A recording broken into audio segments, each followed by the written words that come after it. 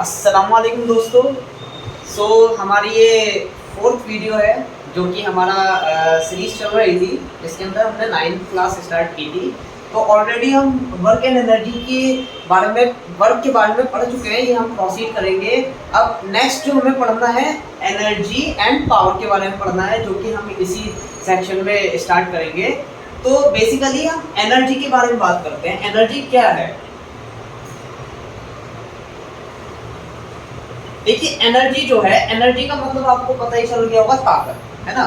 तो सबसे पहली चीज है, हमें एनर्जी मिलती कहाँ से है? एनर्जी जो मिलती है हमारी, हमें कहाँ से मिलती है? खाना खाने से, जो हम खाते हैं।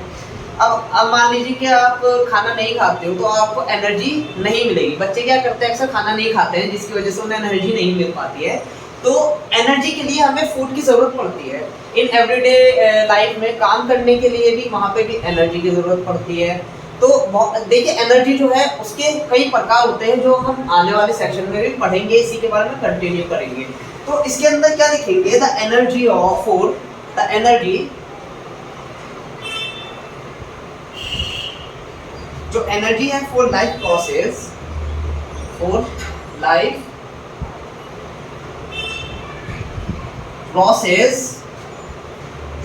processes comes from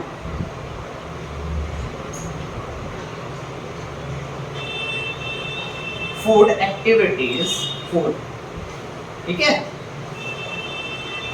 activities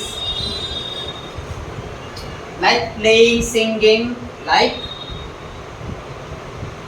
playing, singing, खेलना आपको पसंद होगा, गाना गाना आपको पसंद होगा, रीडिंग, राइटिंग,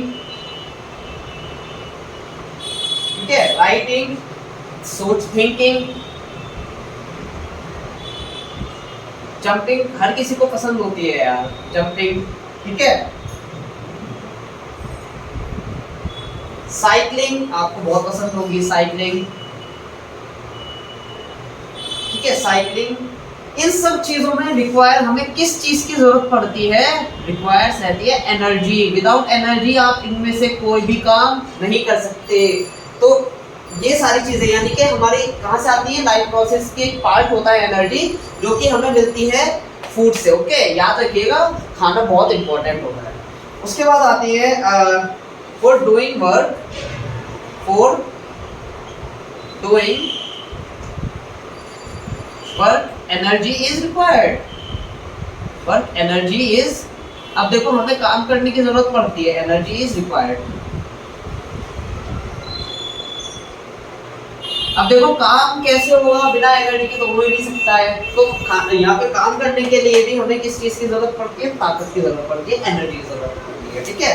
तो इसका बेसिक जो है डेफिनेशन जो है, अगर हम देखना चाहें एनर्जी का अगर हम लिखें, क्या होता है definition? The capacity of doing work, यानी कि अक्षमता दी। इसके बारे में हम यहाँ पे डेफिनेशन लिखेंगे, the capacity of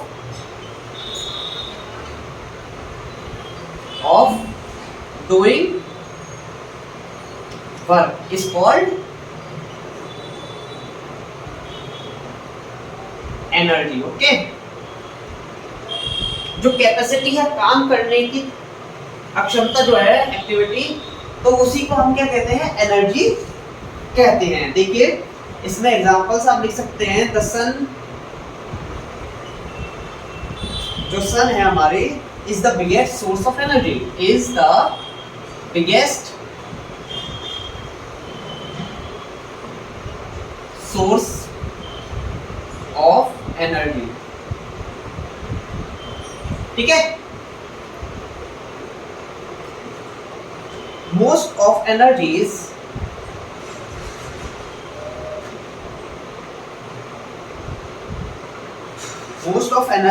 is received from most of energy sources are derived from sun, are derived from sun. The amount of energy processed, the amount of energy processed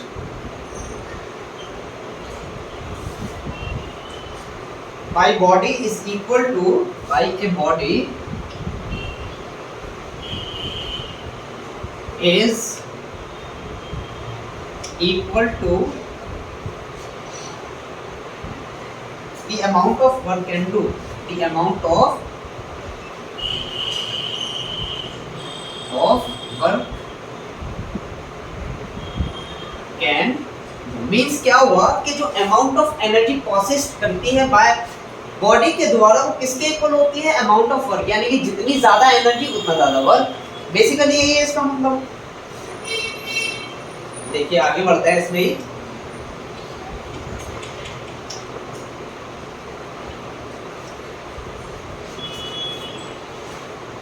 working body loses energy, वर्किंग body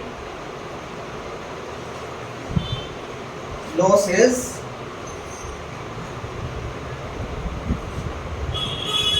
energy, body on which work is done gains, body on which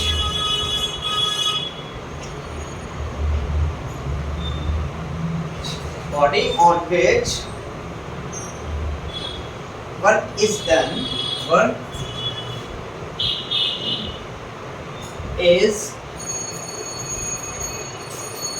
is done gains energy। अब क्या मतलब है इसका, देखिए क्या है कि जो काम करने वाली बॉडी होती है वो अपनी एनर्जी लॉस करती है, जैसे इस वक्त मैं कर रहा हूँ, ओके आपको पढ़ा रहा हूँ, तो क्या है कि body on which work is done gains energy, जो बॉडी है जिसमें वर्क हुआ है वो क्या करती है, अपने अंदर एनर्जी एब्जॉर्ब करके लेती है, ठीक है। हाँ एक चीज याद रखिएगा, बहुत इंपॉर्टेंट है, बहुत important, energy is a scalar quantity, energy is a scalar quantity, ठीक है। एनर्जी क्या है हमारी, स्केलर क्वांटिटी है, ये चीज याद रखिएगा। स्केलर का मतलब क्या होता है, मैंने आपको बताया, स्केलर का मतलब होता है जिसके अंदर सिर्फ और सिर्फ मैग्नीट्यूड होता है, डायरेक्शंस नहीं होता है इसका। एनर्जी की एसआई यूनिट क्या होती है, जूल, है ना। एसआई यूनिट क्या होती है इसकी, जूल, जे से डिनोट करते हैं, JOULE, ओके, जिसको डिनोट किया जाता है जे से। ये चीज आप याद रखिएगा, ये यूनिट हमेशा याद रखिएगा, इंपॉर्टेंट है और जो कि हमें काम देती है, ओके। अब देखो हम आगे बढ़ते हैं अपने इस एनर्जी के उसमें सेशन में। तो एनर्जी कितने टाइप की होती है, एनर्जी खाली एक टाइप की तो है नहीं भाई, इसमें अलग अलग टाइप होता है। जैसे कि एनर्जी क्या लिखेंगे, एनर्जीज की फॉर्म, कितने फॉर्म की होती है, फॉर्म्स, ठीक है। एनर्जी की फॉर्म्स ये भी आपको याद रखना है। पहला क्या होता है, काइनेटिक एनर्जी होती है, काइनेटिक एनर्जी। दूसरी होती है पोटेंशियल एनर्जी,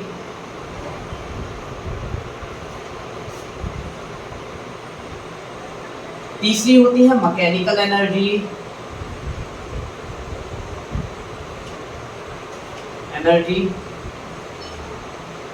ठीक है। Heat energy, source energy, fourth होती है हीट एनर्जी, ठीक है। पांचवी सोर्स एनर्जी,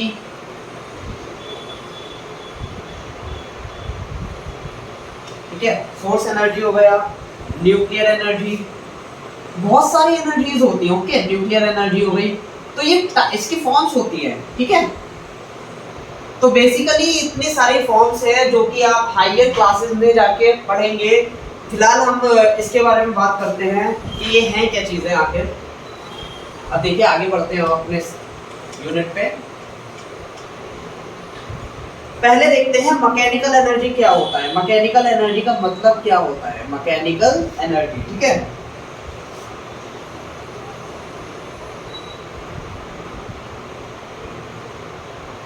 अब मैकेनिकल एनर्जी क्या होती है,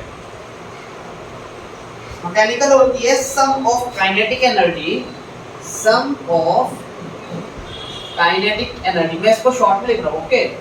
एंड पोटेंशियल एनर्जी को भी मैं पीई से लिख रहा हूँ। Potential energy of a body is called, of a body is called, वो क्या कहलाती है हमारी, mechanical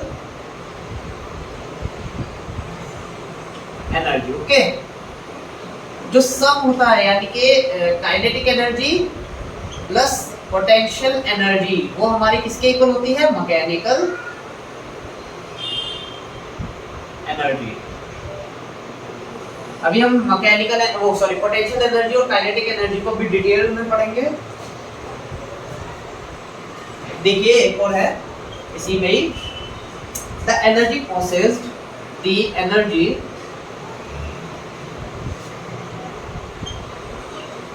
possessed by a body on account, by a body on account of its motion, of its motion or position is called mechanical energy. समझ में आया? यानी कि जो एनर्जी प्रोसेस करती है बाई इसके द्वारा, अकाउंट ऑफ इट्स मोशन, उसके मोशन के द्वारा, तो उसी को हम मैकेनिकल एनर्जी कहते हैं। तो ये हमारा मैकेनिकल एनर्जी की फॉर्म थी, सॉरी एनर्जी की फॉर्म थी, पहली हो गई है मैकेनिकल एनर्जी। आपको समझ में आया होगा होपफुली। अब बात करते हैं, आगे चलते हैं हम अपने इस यूनिट पे। अब बात करते हैं काइनेटिक एनर्जी, दूसरा काइनेटिक एनर्जी, जिसको हम KEB बोलते हैं शॉर्ट, ओके। काइनेटिक एनर्जी क्या है, the energy of a body, ठीक है, the energy of a body due to its motion, due to its motion is called kinetic energy। तो क्या कहा कि जो एनर्जी होती है बॉडी ड्यू टू इट्स, याद रखिएगा हमेशा मोशन, वो चल रही है, उसी चीज को हम क्या कहते हैं, काइनेटिक एनर्जी, ओके। तो एग्जाम्पल देख लेते हैं इसमें, एग्जाम्पल्स क्या क्या एग्जाम्पल्स हैं। A moving cricket ball, a moving cricket ball, दूसरा एग्जाम्पल, ठीक है, रनिंग वाटर, चलता हुआ पानी, रनिंग वाटर। तीसरा देखते हैं, a moving bullet, a moving bullet. Bullet bike वाली मत ले लेना, वो भी हो जाएगी और वो गन वाली बुलेट भी हो जाएगी, ओके। तो काइनेटिक एनर्जी, इसको मिटा देता हूँ, होपफुली आपने लिख लिया होगा।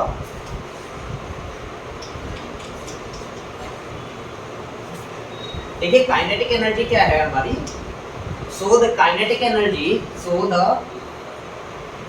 Kinetic energy is directly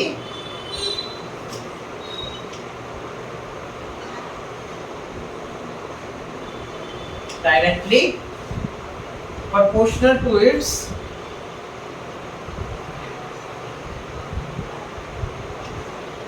its mass, ठीक है, and square of velocity, and the square of velocity. तो मतलब क्या है, जो काइनेटिक एनर्जी है वो डायरेक्टली प्रोपोर्शनल है किसके, उसके वजन से, मास से, और उसकी स्क्वायर ऑफ वेलोसिटी से। तो अब हम इसको ड्राइव करेंगे इंशाल्लाह, कि कैसे ड्राइव करते हैं। इसको हटा देता हूँ, इसको ड्राइव करते हैं, ठीक है, कैसे आया ये। Formula for kinetic energy, formula for kinetic energy. Okay, अब फॉर्मूला ड्राइव करेंगे, इसका ड्राइव करेंगे। इफ एन ऑब्जेक्ट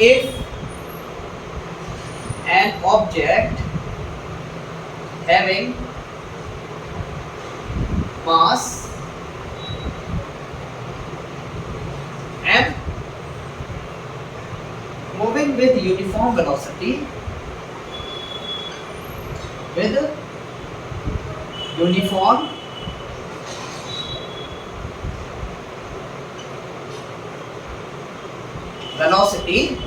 u, आपको मैंने इनिशियली बता रखा है यूनिफॉर्म वेलोसिटी u, ठीक है। It is displaced through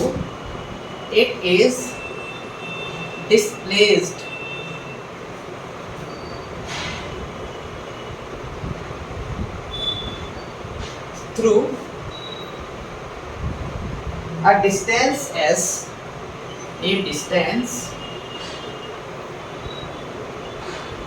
s, constant force,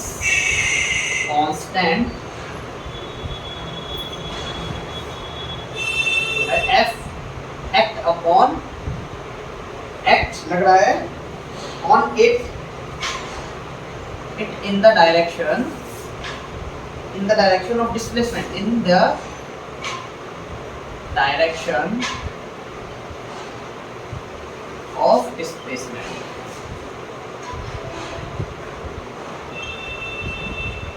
तो पहले हमने क्या किया, एक ऑब्जेक्ट लिया जिसका मास हमने m सपोज कर लिया, मूविंग यूनिफॉर्म वेलोसिटी u से चल रहा है, ठीक है।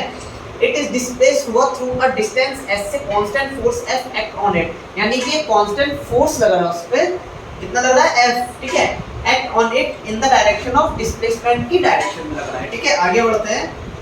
It's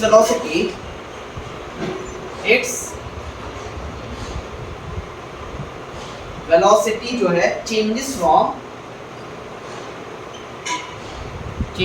from u to u से कितना हो गया v, फाइनल वेलोसिटी की तरफ चली गई। The acceleration of work, the acceleration of work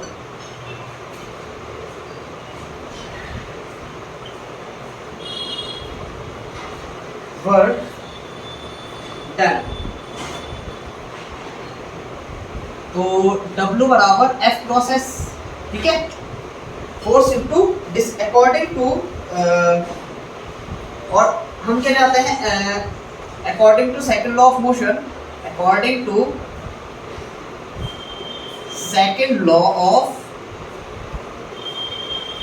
motion, से F is equals to ma, यहाँ पे m क्या है, मास है, और a क्या है, एक्सेलरेशन है, ठीक है। इसको मिटाते हैं नीचे,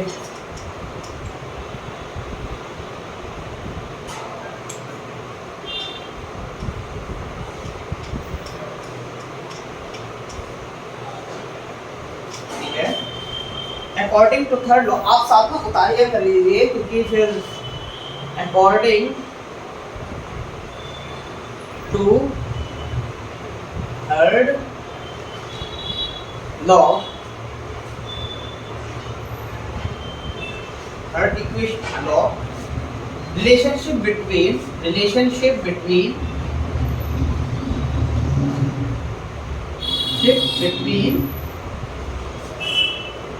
u vs and a is as follows, तो according to third law relationship between u पता है initial velocity, v final velocity, s is distance and a is acceleration. ये आपको साइन याद रहने चाहिए कि इनका मतलब होता क्या है, जब भी आपको क्वेश्चन समझ में आएगा। तो देखिए v square minus u square is equals to 2as, ये हमारी कौन सी है, लॉज ऑफ मोशंस की है, ठीक है। s हम निकालना, s इज इक्वल्स टू क्या होगा हमारा, देखिए v square minus u square upon में 2a, ठीक है। ये हमारी आ गई, ये हमारी थर्ड सेकंड इक्वेशन आ गई है, ओके।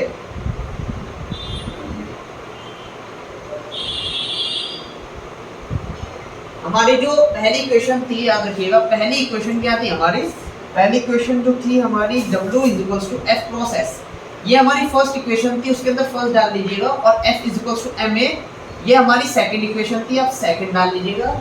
उसके बाद हमारी ये थर्ड हो गई और ये फोर्थ हो गई। ओके, याद रखिएगा, सॉरी ये थर्ड हो गई, वन थर्ड, ये थर्ड इक्वेशन हो गई है। Now putting the values of, now putting the values of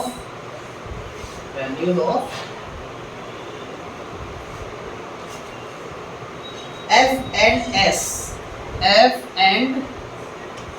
S from second and third,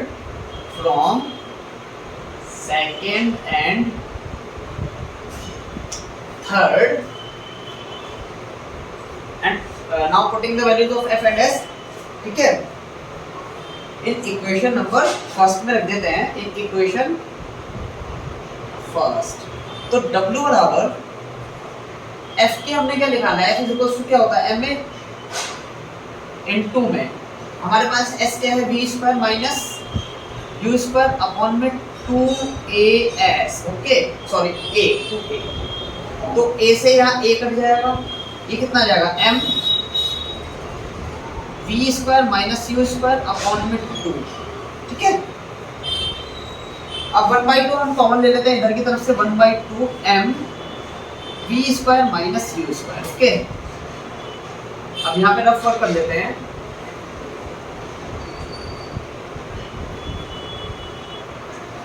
चलिए नेक्स्ट आगे करते हैं, यहाँ पे नहीं, अब नेक्स्ट इस पे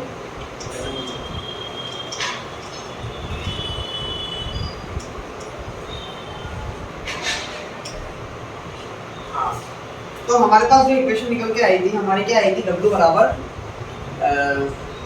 1/2 m v square minus u square. The object is an initial है, तो यहाँ पे क्या लिखेंगे, इफ u बराबर 0, u बराबर 0 क्यों रखा है उसका, when body start, when body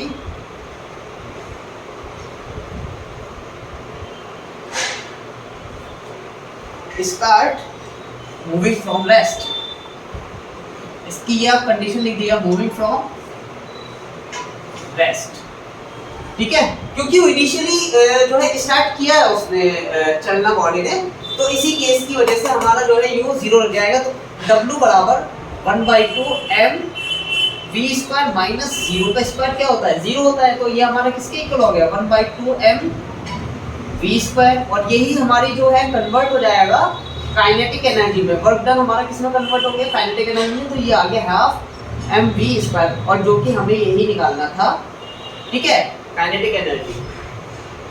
समझ में आ गया होगा, ये पूरा आप एक बार देख लीजिएगा और स्क्रीनशॉट ले लीजिएगा। तो यहाँ तक हमने कंप्लीट कर लिया है। अब आगे आते हैं पोटेंशियल एनर्जी।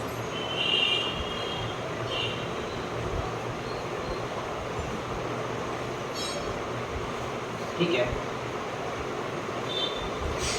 अब बात करते हैं potential energy, second third potential energy. अब इसको टाइप करेंगे, ये क्या होता है भाई, the energy of a body, the energy of a body due to its position, due to its position, due to its or change in shape, or change in shape is known as potential energy, is known as potential energy। समझ में आया, जो energy process करती है due to its position और change in shape में, उसी को हम क्या कहते हैं, पोटेंशियल एनर्जी। ठीक है, एग्जांपल लिखेंगे इसके अंदर। एग्जांपल्स क्या क्या होंगी? Water kept in a dam, water kept in a dam, it can rotate turbine to generate electricity, it can rotate to turbine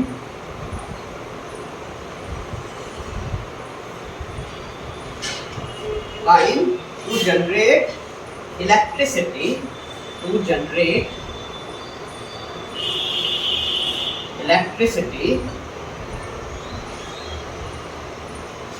to generate electricity due to its position, due to its position above the ground, above the ground। ठीक है, जो water रखा जाता है dam में, क्या in dam it can rotate turbine, वो क्या करता है, टरबाइन को घुमाता है। ठीक है, टरबाइन टू जनरेट इलेक्ट्रिसिटी, किस लिए घुमाता है, इलेक्ट्रिसिटी को जनरेट करने के लिए, क्योंकि उसकी जो पोजीशन होती है अबव होती है ग्राउंड से। ये पोटेंशियल एनर्जी का एक फॉर्मूला है। ठीक है, सेकंड देखिए, bound up spring of a toy, spring of A toy car, it possesses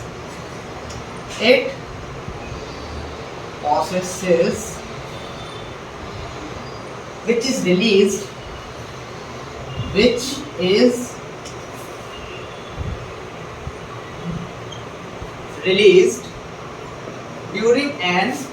during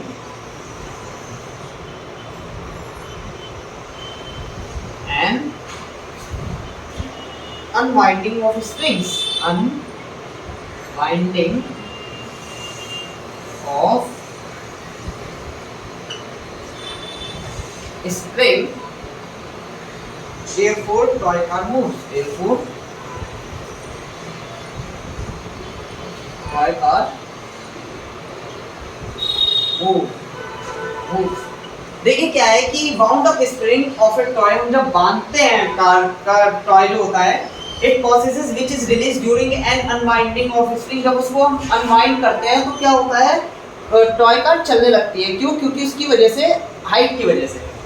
तो ये हमारे कुछ एग्जांपल्स थे पोटेंशियल एनर्जी के। अब इसको हम देखते हैं आगे कि डिपेंड किस किस फैक्टर्स पे करता है और क्या होता है। ठीक है, इसके बारे में आगे बात करेंगे हम लोग। नेक्स्ट बात करेंगे जो फैक्टर अफेक्ट करते हैं, फैक्टर अफेक्टिंग। ठीक है, यहाँ पे लिख देते हैं factor affecting, factor affecting. Okay, potential energy को इसी में ही आगे है।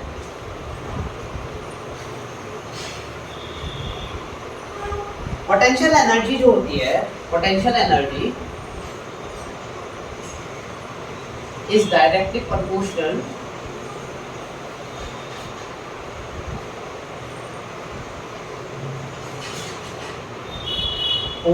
To it's,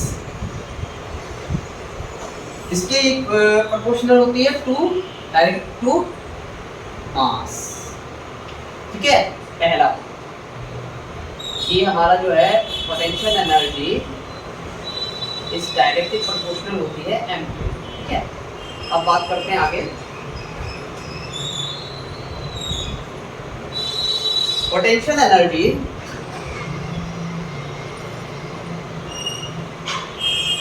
is directly proportional to height, proportional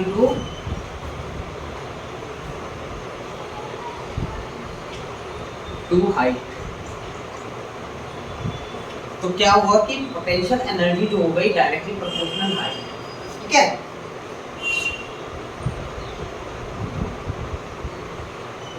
ठीक है, तो change in shape greater the spring twisting. ठीक है, और potential energy is directly proportional, ये होता है। ठीक है, greater the height above the ground greater is the potential energy, greater is the height. तो ठीक है, ग्रेटर जितनी ज्यादा ग्रेटर होगी हाइट उतनी ही ज्यादा ग्रेटर होगा उसका पोटेंशियल एनर्जी, तो पोटेंशियल एनर्जी जो होगी हमारी क्या होगी, m इंटू में g इंटू में h। यहाँ पे g क्या है, g इज ग्रेविटेशनल कांस्टेंट, तो इसको क्या लिखेंगे हम, mgh। ये इसका फॉर्मूला होता है हमारा पोटेंशियल एनर्जी का, ठीक है। तो इसके बाद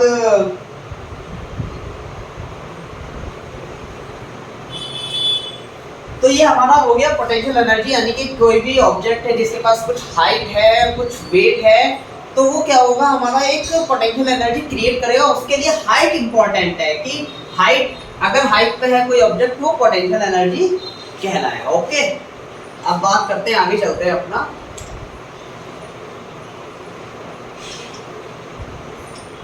अब आगे बढ़ते हैं। अब देखिए पोटेंशियल एनर्जी, ठीक है, potential energy of an object on, किस पर है, हाइट पर, HEIGHT, okay, height. Potential energy of an object on height, ये क्या है, if a body of mass m, if a body of mass m is raised to height, is raised to height h above the surface, h above the surface of the earth,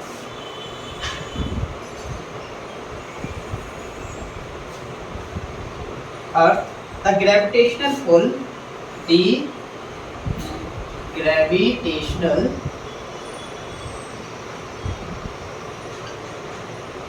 pull of earth, of the earth, of the earth, m cross g act on it, m cross g act in downward direction, in downward direction।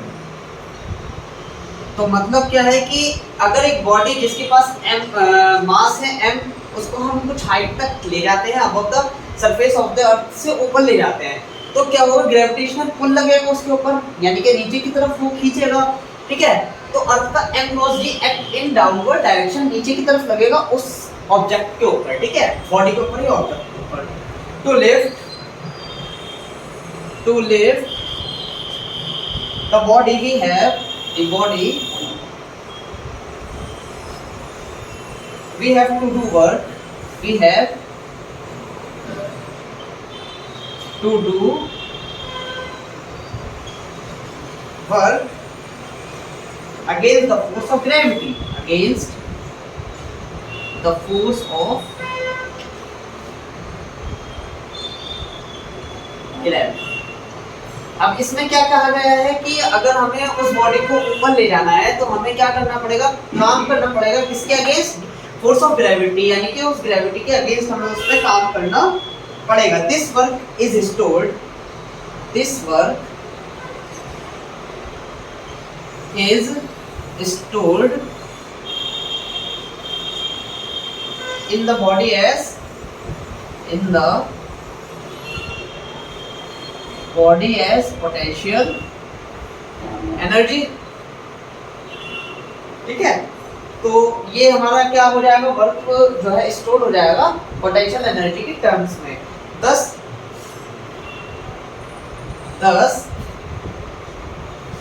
Potential energy जो होगा mgh, जो कि मैंने आपको बता दिया पहले ही, where g is acceleration due to gravity।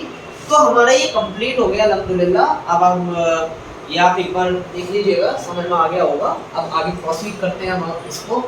हमारा पोटेंशियल एनर्जी भी कंप्लीट हो गया है।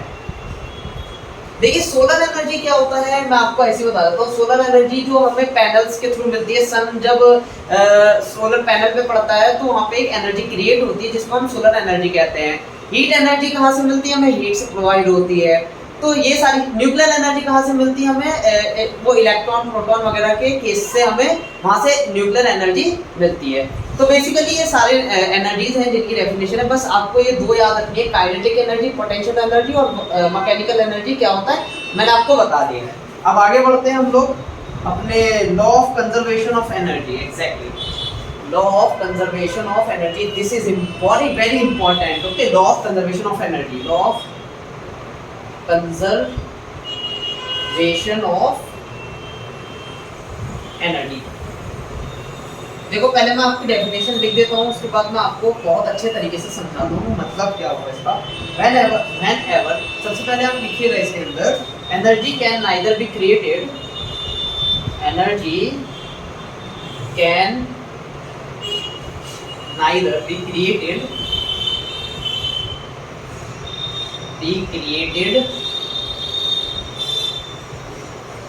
nor be destroyed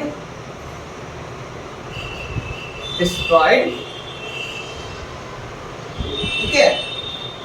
पहला पॉइंट आपको ये लिखना है ये। अब मैं बताता हूँ, energy can neither be created nor be destroyed, यानी कि एनर्जी को ना हम बना सकते हैं ना ही हम उसको पूरी तरीके से खत्म कर सकते हैं, ठीक है। तो although some energy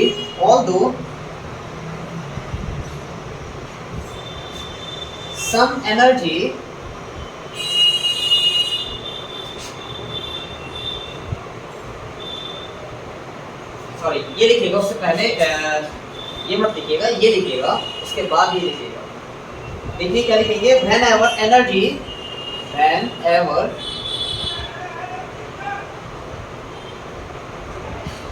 energy changes from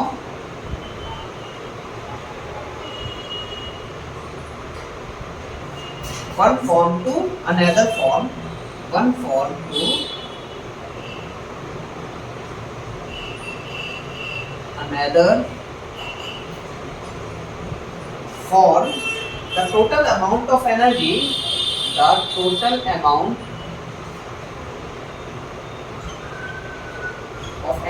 is conserved.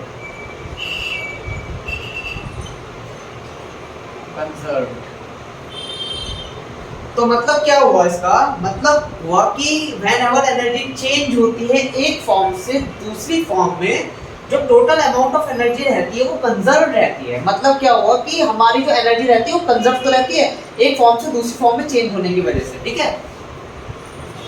अब देखिए लास्ट पॉइंट इसमें ये लिखिएगा, ऑल्दो, ठीक है, ऑल्दो सम एनर्जी में B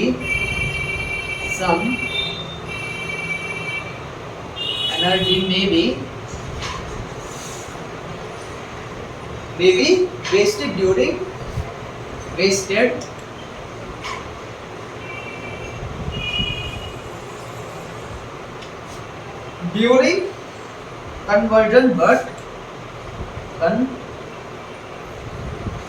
conversion, but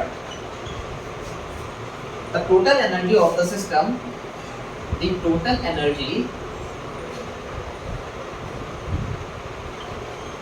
the system, remains the same.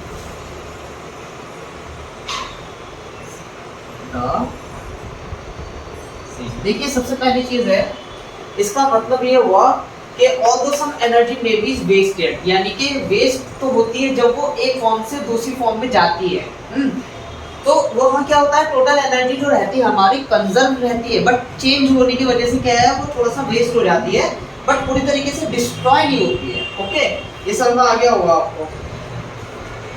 तो ये यहाँ तक हमारा कंप्लीट हो गया है। उसके बाद आगे प्रोसीड करेंगे। अब ये ज़्यादा लंबी वीडियो जाएगी जिसकी वजह से जो है अब हमारा रह गया है सिर्फ और सिर्फ पावर, जो कि हम कंटिन्यू कर देते हैं इसी में, कोई बात नहीं, ज़्यादा लंबी नहीं होगी वीडियो। अब लास्ट टर्म रह गया हमारा पावर, जो कि मैंने कहा था छोटा सा पोर्शन है, ज़्यादा बड़ा नहीं है, इसी के अंदर कंटिन्यू कर लेते हैं। पावर क्या होता है, पावर का मतलब ताकत। तो पावर को डिफाइन कैसे करेंगे, power is defined as is defined as the rate of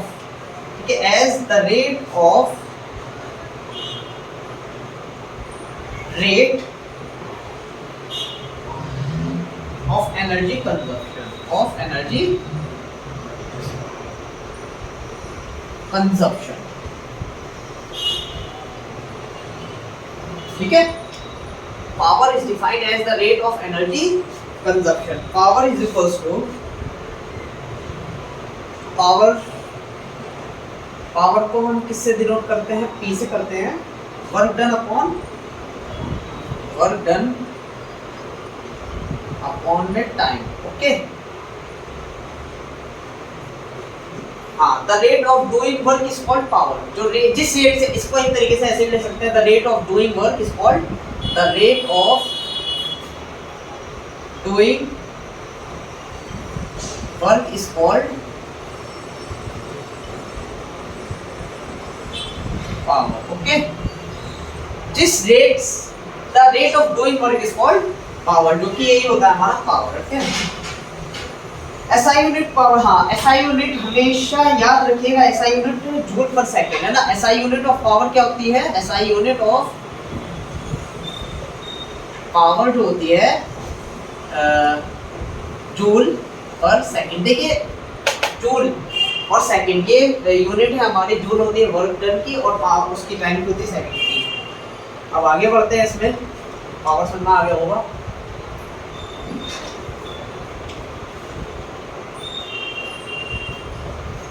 Power of electrical gadgets. Next है power of electrical gadgets. Okay, power of electrical gadgets.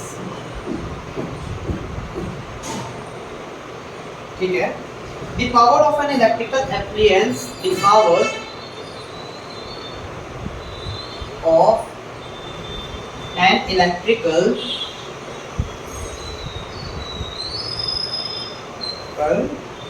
appliance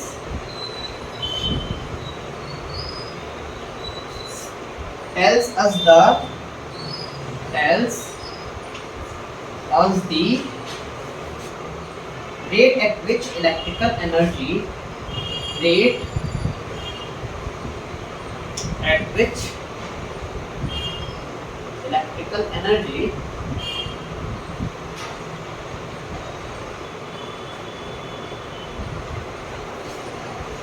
is consumed by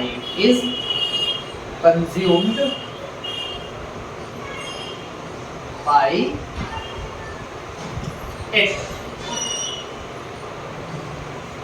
Bigger unit of power is called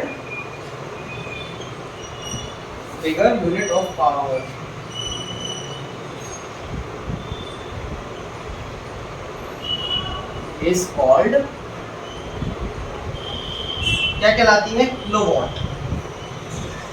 ठीक है. Commercial unit of energy लिख देते हैं. Commercial unit of energy ना. हाँ, unit of energy. Joule is very, ये unit है, इसके बारे में डिटेल में बात करनी पड़ेगी. इसको हम बाद में प्रोसीड करेंगे. तो हमारा ये पावर का अल्हम्दुलिल्लाह खत्म हो गया है कि क्या था क्या नहीं था. हमारा पूरा ओवरऑल खत्म हो गया. अब एक लास्ट इम्पोर्टेंट टॉपिक है जो कि 100% आपके आने के चांसेस है. इस पे 2 स्टार लगा लीजिएगा. ये आएगा आपका एग्जाम में. Relation between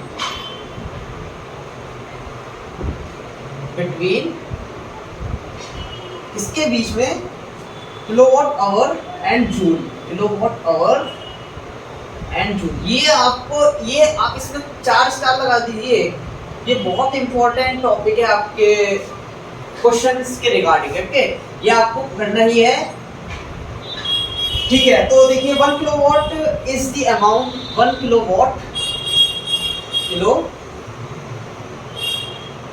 watt hour is the amount of energy consumed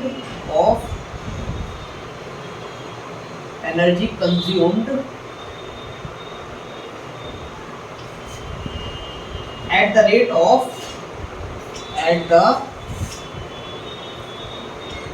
of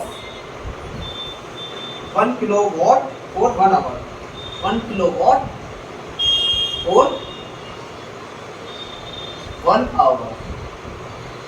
Okay, तो 1 kilowatt for 1 kilowatt hour, what 1 kilo for 1 hour, ठीक है, is equals to 1000 watt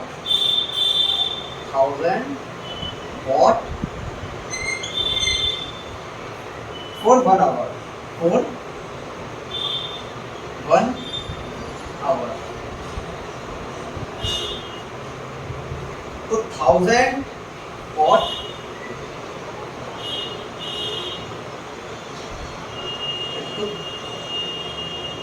अब यहाँ 3600 ये सेकंड्स में हमने बनाया है, क्या होता है 1 hour is equals to 60 minutes और 1 मिनट बराबर, यहाँ लिख देता हूँ आपके लिए, देखिए 1 आवर 60 मिनट्स, ओके, और 1 मिनट कितना होगा 60 सेकंड्स।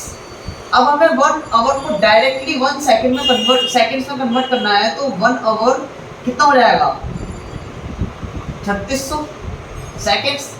ये आपको जानने चाहिए, ये चीज़ बहुत इंपॉर्टेंट टॉपिक है, ये आने चाहिए। तो ये कितना हो गया हमारा, ये हो गया हमारा 36123, ओके, 20 और 30,000 की इसको मल्टीप्लाई करना है, ओके, ये जूल हो गया। अब हम इसको पॉइंट में कैसे लिख सकते हैं, 3.6 into 10 to the power 6 joule, ठीक है, यानी कि 1 यूनिट।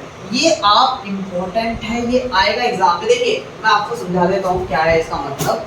देखिए 1 kilowatt hour is the amount of energy consumed at the rate of 1 kilowatt for 1 hour, यानी कि जो 1 किलोवाट आवर है हमारी अमाउंट ऑफ एनर्जी कंज्यूम्ड हुई है किसमें, रेट 1 किलोवाट फॉर 1 घंटे के हिसाब से हुई है, ओके।